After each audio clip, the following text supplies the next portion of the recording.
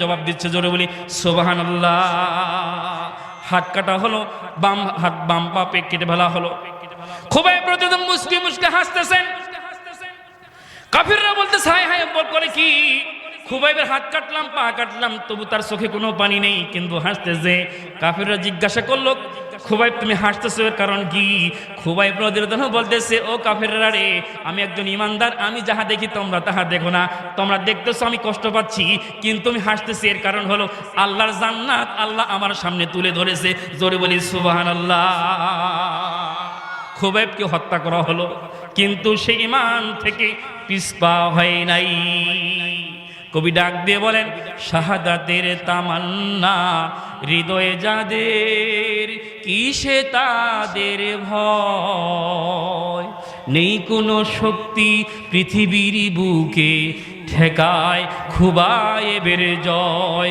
নেই কোনো শক্তি পৃথিবীর বুকে ঠেকায় আল কোরআনের বিজয়। জোরে বলেন ঠিক না বেঠিক?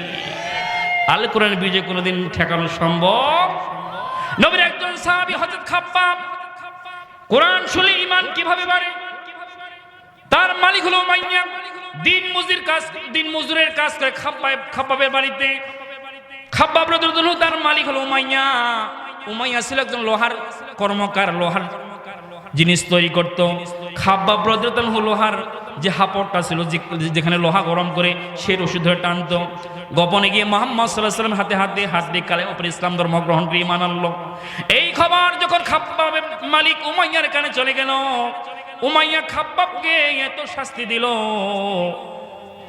হাদিসের মধ্যে আসছে, খাব্বাব রাদিয়াল্লাহু আনহু একদিন হযরত ওমরের শাসন আমলে ওযু করার জন্য যখন বসলেন, তার গায়ের জামাটা উপরে উঠে গেছে। হযরত ওমর রাদিয়াল্লাহু আনহু ডাকতে বলেন, খাব্বাব, তোমার পিঠের মধ্যে এত বড় বড় গর্ত, তোমার পিঠের হাড়গুলো দেখা যায়, আর তোমার কোমর এত চিকন কেন? আমি তো এমন চিকন কোমর কোনোদিন দেখিনি। এর কারণটা কি? তোমার কি বসন্ত রোগ হয়েছিল নাকি? খাব্বাব বলতেছে, আমিরুল মুমিনিন ওমর, এর কারণ কি আপনি জানতে চান? এর কারণ হলো ঈমান আনার কারণে আমার মালিক উমাইয়া আমাকে জ্বলন্ত কয়লার মধ্যে শুয়ে দিয়েছিল।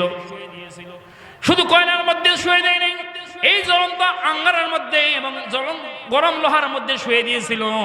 এই গরম লোহা এবং কয়লা আমার শরীরের চামড়া পুড়ে হাড় পর্যন্ত ভেদ করেছিল, এবং কি শরীরের চর্বি এবং রক্ত দিয়ে জ্বলন্ত কয়লা নিভিয়েছিল। এর বিনিময়ে তারা আমাকে ইসলাম থেকে দূরে সরাতে পারি নাই। সুবহানাল্লাহ। ইতিহাস, তারা কোরআনের জন্য জীবন দিয়েছে, কিন্তু ঈমান থেকে সরাতে পারেনি। মহিলা সাহাবী হযরত সুমাইয়াকে হত্যা করা হলো, বেলালকে এভাবে কষ্ট দেওয়া হলো, কিন্তু ঈমান থেকে সরাতে পারে নাই। যারা ঈমানদার তারা ফাঁসির মঞ্চে ঝুলবে, জেল খাটবে, কখনো অন্যায়ের কাছে তারা মাথা নত করবে না। জোরে বলেন ঠিক না বেঠিক? এই কোরআনের জন্য জীবন দিতে কেউ ভয় পায় না। কোরআনের তাফসীর কি ভালো লাগে? ভালো লাগে। কোরআনের তাফসীর চলছে, চলবে। কতদিন চলবে? ওই আকাশে সূর্য যতদিন জ্বলবে। ঠিক না বেঠিক? কোরআনের তাফসীর চলছে, চলবে।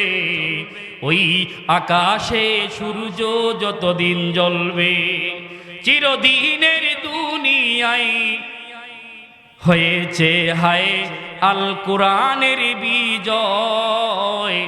কোরআনের জন্য মরণে কেউ করেনি ভয়। জোরে বলেন ঠিক না বেঠিক?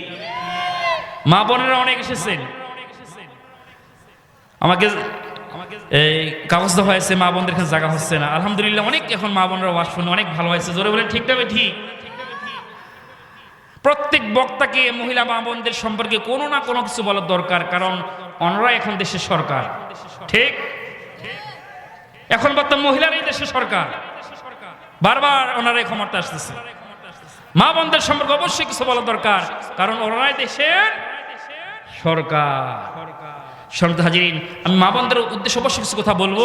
আল্লাহ রাব্বুল আলামিন যদি তৌফিক দান করে, আমি 10টা হাদিস নিয়ে এসেছি মা বোনদের উদ্দেশ্যে। বিশ্বনবী মুহাম্মদ রাসূলুল্লাহ সাল্লাল্লাহু আলাইহি ওয়াসাল্লাম